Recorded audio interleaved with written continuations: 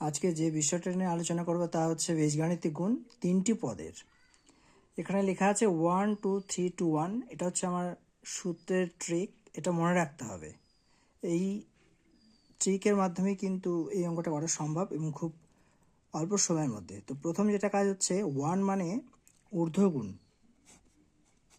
3-এর সাথে 5 গুণ করে যা হবে সেটা এখানে লিখতে হবে। 3 5 15। এখানে কিন্তু কোনো ক্যারিং হবে না, অর্থাৎ এই একটাকে এই পাশে নেওয়া যাবে না। পরে 2 রয়েছে, 2 মানে কোনাকুনি গুণ করে যোগ করতে হবে এবং সেটা এখানে লিখতে হবে পুরো নাম্বারটা। 3 3 9, 2 5 10, 10 আর 9 19, এক্স লিখতে হবে, অর্থাৎ 19 এক্স। আবার যোগ চিহ্ন। 3 রয়েছে, 3 মানে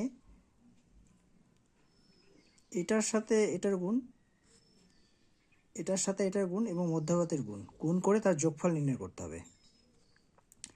দেখে নিই এবার। 2 3 6, 3 5 15, 6 15 21, 3 2 6, 21 আর 6 27। 27 লেখার পরে এখানে লিখতে হবে এক্স স্কোয়ার, অর্থাৎ পাওয়ারটা কিন্তু বাড়বে, প্লাস।